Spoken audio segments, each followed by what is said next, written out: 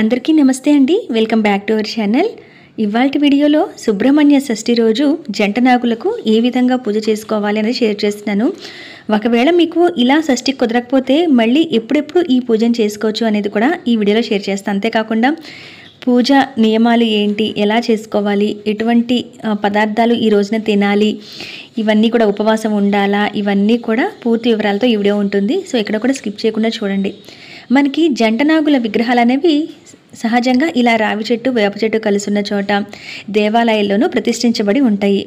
మనము అటువంటి వాటిల్లో ఒక నాగ విగ్రహాన్ని చూసుకొని, ఇలా జంట నాగులుగా ఉన్న విగ్రహాన్ని చూసుకొని మనం పూజ అనేది చేసుకుంటూ ఉంటాం. అయితే సుబ్రహ్మణ్య షష్ఠికి కూడా నాగుల చవితికి ఏ విధంగా చేసుకుంటారో అదేవిధంగా పుట్టకు వెళ్ళటం, ఇంట్లో పూజ చేసుకోవటం లేదా ఇటువంటి జంట నాగులకు పూజ చేయడం అనేది జరుగుతూ వస్తుంది.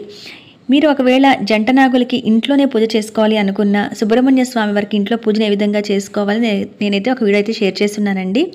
ఇంట్లో చేసుకునే వారందరూ ఆ వీడియోని చూడండి. అక్కడ చేసుకొని ఇలా దేవాలయానికి వచ్చి జంట నాగులకు పూజ చేసుకుంటూ ఉంటారు. పెళ్లి కాని వారు ఎవరైతే స్వామి ఆరాధన చేస్తారో వాళ్ళకి అతి శీఘ్రంగా వివాహం అవుతుంది. కుజదోష సమస్యలు పోవడానికి కానీ, వివాహాల్లో ఉన్న ఆటంకాలు తొలగిపోవడానికి, సంతానం లేక ఇబ్బంది పడుతున్నవారు అంటే పిల్లలు పుట్టి చనిపోవడం కానీ, లేదా ఆరోగ్యంగా పుట్టకపోవడం కానీ, లేదా తరచూ వారికి హెల్త్ బాగుండకపోవడం కానీ, అటువంటి ఏ సమస్యల నుంచి బయటపడటానికి, ఆడవారికి కూడా గర్భకోశ సంబంధ సమస్యలు ఏవైతే ఉంటాయో అవన్నీ కూడా తొలగిపోవడానికి ఇలాంటి సుబ్రహ్మణ్య స్వామి పూజ చేస్తూ ఉంటారు. నాగేంద్ర స్వామికి అనమాట. ఇలా విగ్రహాలు మీరు అక్కడికి వెళ్ళినప్పుడు ముందుగా విగ్రహాలు ఆల్రెడీ ఎవరైనా పూజ చేసుకొని ఉండి కానీ, లేదా విగ్రహాలు అలంకరించబడి ఉంటాయి కదా, ఆ విగ్రహాలని వాటర్తో ముందు ఒకసారి అభిషేకం చేసి ఆ నీటితో స్వామివారిని కడగండి. ఆ తర్వాత మీరు ఆవు పాలను తీసుకువెళ్ళండి. ఆవు పాలను తీసుకువెళ్ళి పాలతో స్వామివారికి అభిషేకం అనేది చేయండి. అయితే ఈ నాగులకి పూజ అనేది ఆడవారు, మగవారు, పూర్వ సువాసినులు, ప్రెగ్నెంట్ లేడీసు, అలాగే చిన్నపిల్లలు కూడా చేయొచ్చు. ప్రెగ్నెంట్ లేడీస్ ఏంటంటే కొంతమంది బిలో 5th మంత్ వరకే చేస్తారు, కొంతమంది బిలో 7th మంత్ వరకు కూడా, అంటే 6th మంత్ వరకు కూడా పూజ చేసుకుంటూ ఉంటారు కనుక అటువంటి వాళ్ళు కూడా చేసుకోవచ్చు. అయితే ఉపవాస నియమాలు అనేవి చిన్నపిల్లలకు కానీ, బాగా పెద్దవారికి కానీ, ప్రెగ్నెంట్ లేడీస్కి కాకుండా మిగతా వాళ్ళందరూ ఆచరించవచ్చు. ఈ విధంగా స్వామివారికి పాలతో అభిషేకం చేయండి, చాలా మంచిది. సుబ్రహ్మణ్య షష్ఠి అనేది ఈ 2024 సంవత్సరంలో డిసెంబర్ 7వ తారీఖు మనకి శనివారం నాడు ఈ షష్ఠి తిథి అనేది ఉంది. కాబట్టి ఈరోజు ఉదయం సూర్యోదయానికి తిథి ఉంది కాబట్టి ఈ రోజున మనం షష్ఠిగా జరుపుకుంటున్నాము. కాబట్టి ఇలా చేసుకోవాలి జంట నాగులకి పూజ అనుకున్న వారు ఉదయం వరకు కూడా పూజ చేసుకున్న వరకు ఏమి తినకుండా ఉండి అప్పుడు స్వామివారి దేవాలయానికి వెళ్ళి, ఎక్కడైనా మనకి కొన్ని దేవాలయాల్లో బయట వైపు కూడా స్వామి విగ్రహాలు ఉంటాయి, అలా ఎక్కడైనా చేసుకోవచ్చండి. దేవాలయం లోపల ఉన్నా బయట ఉన్నా ఎక్కడ నాగుల విగ్రహాలు ఉన్నా కూడా చేసుకోవచ్చు. ఇలా స్వామివారికి కడిగిన తర్వాత నీటితో పాలతో అభిషేకం చేసిన తర్వాత మళ్ళీ పసుపు నీళ్ళతో చేయొచ్చు, గంధం నీళ్ళతో చేయొచ్చు, కుంకుమ నీళ్లు, అలాగే విభూది కలుపుకున్న నీళ్లు, ఇటువంటి వాటిలతో స్వామివారికి పంచామృతాలు అంటే ఆవు పాలు, ఆవు పెరుగు, తేనె, నెయ్యి, పంచదార, ఇలాగా వీటితో 5తో కలుపుకున్న పంచామృతాలు కలుపుకొని తీసుకువెళ్ళటం కానీ, ఇట్లా మనం దేంతో అయినా స్వామివారికి అభిషేకం చేసుకోవచ్చు. ఇలా ఎవరైనా చేయొచ్చండి, చాలా మంచిది. ఇటువంటి సమస్యలు అంటే ముఖ్యంగా స్వామివారిని నాగేంద్ర స్వామివారిని సర్పరూపంలో కూడా కుమారస్వామిని మనం ఆరాధిస్తున్నప్పుడు చర్మానికి సంబంధించిన సమస్యలు ఏదైనా ఉన్నా, కంటికి సంబంధించిన లేదా చెవికి సంబంధించిన సమస్యలు ఉన్నా కూడా ఆ అనారోగ్యాల నుంచి కూడా బయటపడతామట. స్వామివారి ఆరాధన అంత మంచి ఫలితాలను ఇస్తుందన్నమాట. కాబట్టి ఎవరైనా సరే ఆడవారు మగవారు అని కాకుండా పిల్లల కోసం చూస్తున్న వారు కానీ, ఇంకా అటువంటి వారు భార్యాభర్తలు ఇద్దరు కలిసి చేస్తే చాలా మంచిది. ఈ విధంగా స్వామివారికి అభిషేకం చేసుకున్న తర్వాత నీటితో మరొకసారి స్వామివారికి అభిషేకం చేసి ఆ విగ్రహాన్ని అంతటినీ కూడా కడిగిన తర్వాత ఇక్కడ మీరు పసుపు రాయవచ్చు లేదా గంధం రాయవచ్చు. చాలామంది పసుపు రాయకూడదని అంటారు కానీ నేను దేవాలయాల్లో చాలాసార్లు నా వీడియోలో చూపించాను. పెద్ద దేవాలయాల్లో పసుపుతోనే స్వామివారికి అలంకరణ అనేది కూడా నేను చూపించున్నాను. కాబట్టి మీరు పసుపైన రాయించండి. పసుపు అయితే కలుపుకొని చక్కగా విగ్రహాన్ని అంతటినీ కూడా ఎక్కడ తడి పొడిగా అలా కాకుండా నిండుగా విగ్రహాన్ని అంతటికీ కూడా పచ్చగా స్వామివారికి రాసేయండి. ఇవి రాసినంతసేపు కూడా ఆ ధ్యానం అంతా స్వామివారి మీదే ఉండాలి. ఈ విధంగా రాసుకున్న తర్వాత మనము స్వామివారికి అలంకరణ అనేది చేస్తాము. అయితే ఈ పూజను చేసుకునే వరకు ఏమీ తినకుండా ఉండాలి కాబట్టి ఉపవాసం ఉండాలి అనుకున్న వాళ్ళు ఈ రోజంతా కూడా ఉపవాసం ఉండి రాత్రికి ఏదైనా టిఫిన్ లాంటివి తినవచ్చు. కొంతమంది ఉపవాసం ఉన్న వాళ్ళు స్వామివారి ప్రత్యేకమైన ప్రసాదాలు అంటే నువ్వుల చిమ్మిడి, పచ్చి చలిమిడి, ఆవు పాలు, వడపప్పు ఇవే స్వామివారికి నైవేద్యంగా పెడతాం. ఆ నైవేద్యాలు కూడా ఎలా ప్రిపేర్ చేసుకోవాలో నేను నిన్న వీడియో అయితే షేర్ చేశాను, ఒకసారి చూడండి. కొత్తగా తెలియని వాళ్ళ కోసం అయితే యూజ్ అవుతుందని. ఆ ప్రసాదాలు మాత్రమే తిని ఉంటారు. కొంతమంది పూజ చేసుకునే వరకు ఏమీ తినకుండా ఉండి పూజ చేసుకొచ్చిన తర్వాత మీరు మామూలుగా బ్రేక్ఫాస్ట్ కానీ మధ్యాహ్నం లంచ్ కానీ తినచ్చు. అయితే నాన్ వెజ్ అనేది ఈ రోజున తినకూడదు. సాత్వికమైన ఆహారం అంటే ఉల్లి, వెల్లుల్లి అటువంటి ఘాటు పదార్థాలు తినకుండా నార్మల్గా ఫుడ్ అనేది తినాలి. ఉపవాసం ఉండని వాళ్ళైతే కనుక పాలు, పండ్లు ఇటువంటివన్నీ కూడా తీసుకోవచ్చు.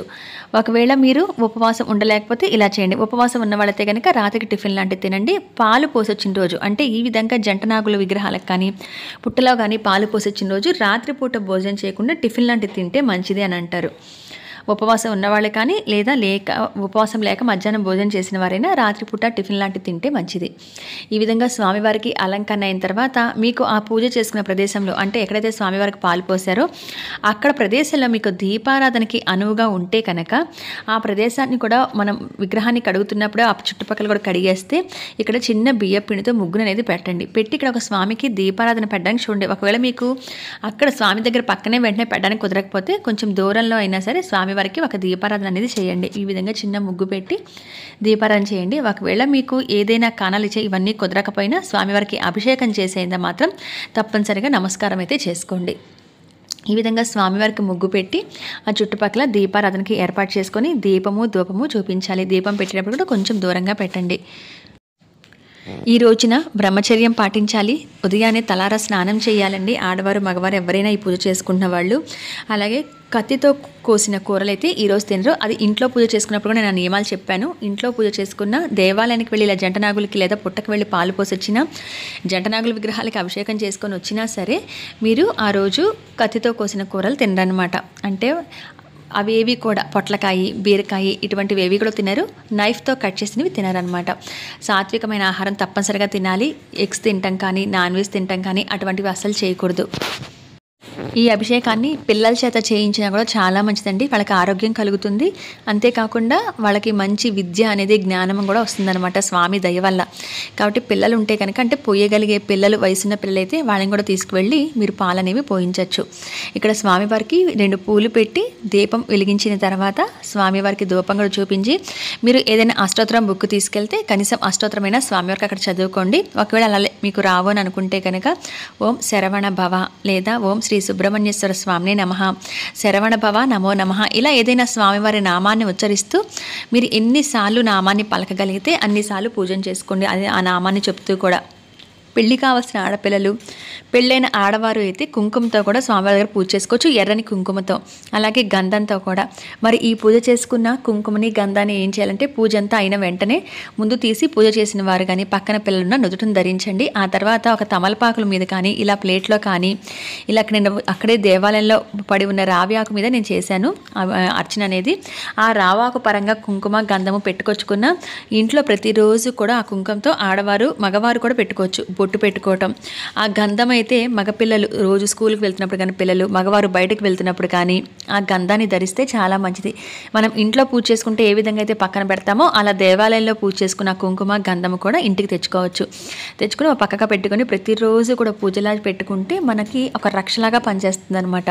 స్వామివారి ఆశీర్వాదాలు అంతగా దొరుకుతాయి. కాబట్టి ఈ విధంగా చేయండి. అలాగే ఇక్కడ నేను హారతి అనేది ఇచ్చి తాంబూలం అనేది పెట్టుకున్నాను. అయితే నేను ప్రసాదాలు చూపించాను. ఒకవేళ మీరు ప్రసాదాలు కూడా స్వామివారికి దేవాలయానికి వెళ్ళి ఈ విధంగా చేసుకున్నట్లయితే కనుక ఇంట్లో వండుకుంటున్నప్పుడు ప్రసాదాలు ఆ గుళ్ళోకి తీసుకెళ్ళే కూడా పక్కన పెట్టుకొని ఆ ప్రసాదాలన్నీ కూడా స్వామివారికి కూడా తీసుకువెళ్ళి ఒక తమలపాకు కానీ లేదా ఒక ఆకు మీద అరిటాకు కానీ తీసుకువెళ్ళి కొంచెం కొంచెంగా నువ్వులు చిమ్మిరి, అలాగే చలిమిడి ప్రసాదం, వడపప్పు, ఆవుపాలు ఎలాగో స్వామివారికి అభిషేకం చేశారు కాబట్టి మరికొన్ని ఆవుపాలు అక్కడ పెట్టండి. మీరు అవన్నీ పెట్టిన తర్వాత, నైవేద్యం పెట్టిన తర్వాత స్వామివారికి కొంచెం దీపారాధన అంతా, మీ హారతి అంతా అయిపోయిన తర్వాత అప్పుడు కొంచెం తీసి ప్రసాదం కింద నోట్లో వేసుకోండి. అలాగే అక్కడ పెట్టిన కుంకుమ, గంధం కూడా నుదుటిని ధరించండి. ఈ విధంగా స్వామివారికి పూజ చేసుకొని రావాలి. అక్కడ పెట్టిన నైవేద్యంలో తాంబూలంలో ఒక అట్టిపండు కూడా తీసుకొని మీరు ప్రసాదంగా ఎవరికైనా ఇవ్వవచ్చు, మీరు కూడా తినచ్చు. ఈ 2024 సంవత్సరంలో షష్ఠి తిథి అనేది ఉదయం 9:25 వరకే 7వ తారీఖు ఉంది. కాబట్టి మీరు ఈ లోపు పూజ మొదలుపెట్టి కంప్లీట్ అవ్వడం కొంచెం అటు ఇటనే చేసుకోవచ్చు. అయితే ఇంట్లో పూజ చేసుకున్న వారు కూడా ఇక్కడికి దేవాలయానికి రావాలి అని అంటే ఇంట్లో పూజ చేసుకొని అప్పుడు దేవాలయానికి వచ్చి ఈ విధంగా పూజ చేసుకోవచ్చు. ఇలాంటి రోజుల్లో వల్లి దేవసేన సమేత స్వామివారి విగ్రహాలకు కూడా అభిషేకాలు అనేవి పంతులు గారు చేస్తూ ఉంటారు. అలా ఏదైనా చేయించుకోవాలన్నా లేదా జంటనాగుల విగ్రహాలకి పూజ చేయించుకోవాలన్నా కూడా పంతులు గారికి చెప్పి కూడా చేయించుకోవచ్చు. మనకు కావాల్సిన పదార్థాలన్నీ తీసుకెళ్ళి అభిషేక పదార్థాలు అవన్నీ ఇస్తే మనకు గోత్రనామాలు పెట్టి చేయిస్తుంటారు. అలా చేసుకోవచ్చు. లేదా మీ చేతులతో మీరే స్వయంగా ఈ విధంగా స్వామివారికి అభిషేకం అనేది చేసుకోవచ్చు. జాతకంలో శని దోషాలు, కుజ దోషాలు, రాహుకేతుకు సంబంధించిన దోషాలు అటువంటివి ఏమున్నా కూడా తొలగిపోతాయండి. కుజుడికి అధిపతిగా సుబ్రహ్మణ్యేశ్వర స్వామిని చెప్తారు. అందుకనే వివాహంలో ఏదైనా ఆటంకాలు ఉండి అవి జరగక కుజ దోషాల వల్ల కానీ మరి ఏదైనా కారణాల వల్ల ఆటంకాలు వస్తున్నా, ఉద్యోగ ప్రయత్నాలు కానీ చదువు విషయంలో కానీ ఇట్లాంటివి ఏ సమస్యలు ఉన్నా కూడా స్వామివారికి సంకల్పం చెప్పుకొని ఈ విధంగా పూజన చేసుకోవచ్చు. ఒకవేళ మీరు ఈ షష్ఠికి కుదరకపోతే ఇలానే సేమ్ ఇదే విధంగా నేను చూపించిన పూజని మీరు 16 మంగళవారాలు లేదా 7 మంగళవారాలని 9 మంగళవారాలని చేసుకోవచ్చు. అది ఏ మంగళవారం అయినా మొదలు పెట్టచ్చు. షష్ఠి రోజు మొదలుపెట్టిన వాళ్ళైతే కనుక ఈ షష్ఠికి ఒక రోజు లెక్కేసుకొని మిగతావన్నీ కూడా మంగళవారాలు చేసుకోవచ్చు. అలా కూడా లెక్కలోకే వస్తుంది. కొంతమంది మంగళవారం కుదరని వారు ఆదివారం చేసుకుంటారు. నాన్ వెజ్ తినేవారికి ఇబ్బందిగా ఉంటుంది ఆదివారాలు ఇలా పూజ చేసుకోవడం అనుకుంటే కనుక వారు మంగళవారాలు చేసుకోవచ్చు. షష్ఠికి చేయని వారు ఎవరైతే ఉంటే ఇలా స్వామివారికి ఈ సమస్య నుంచి బయటపడటానికి సంకల్పంగా అనుకొని ఇన్ని వారాలు చేస్తామని అనుకుంటే కనుక ఎక్కువగా 16 మంగళవారాలు చేసి మీకు ప్రదక్షిణ చేసే వీలుంటే 16 ప్రదక్షిణలు చేయండి. ఒకవేళ అలా చేస్తున్న వారైతే కనుక మంగళవారాలు మొదలు పెట్టుకోండి. అది ఏ మంగళవారమైనా కూడా మొదలు పెట్టుకోవచ్చు. మంగళవారం కూడా కాదనుకుంటే ఆదివారం కూడా చేసుకోవచ్చు సుబ్రహ్మణ్యేశ్వర స్వామికి. ఇదండి సుబ్రహ్మణ్య షష్ఠి రోజు జంటనాగులకి పూజ చేసే విధానము, అలాగే నియమాలు ఇవన్నీ కూడా మీకు యూస్ఫుల్గా ఉండి అర్థమవుతాయని అనుకుంటున్నాను. ఎటువంటి సందేహం ఉన్నా కింద కామెంట్ సెక్షన్ షేర్ చేయండి. ఇంట్లో కూడా తప్పనిసరిగా దీపారాధన చేసి పూజను చేసుకోండి. ఇలా జంటనాగులకి మీరు వచ్చి అభిషేకం చేయలేని వాళ్ళు ఇంట్లో నాగుల్ని ఎలా పెట్టుకొని పూజ చేయాలి, ఆ తర్వాత ఏం చేయాలి ఆ నాగుల్ని, ఇవన్నీ కూడా నేను వీడియోలో అయితే షేర్ చేస్తున్నాను. మీకు ఎవరికైనా యూజ్ అవుతుంది అనుకుంటే ఎండ్ స్క్రీన్స్లో ఇస్తాను, ఆ వీడియోని ఒకసారి చెక్ చేయండి. ఎటువంటి సందేహం ఉన్నా కింద కామెంట్ సెక్షన్లో అడగండి. మరి మరొక మంచి ఇన్ఫర్మేటివ్ వీడియోతో మళ్ళీ మీ ముందుంటానండి. అంతవరకు సెలవు. నమస్కారం.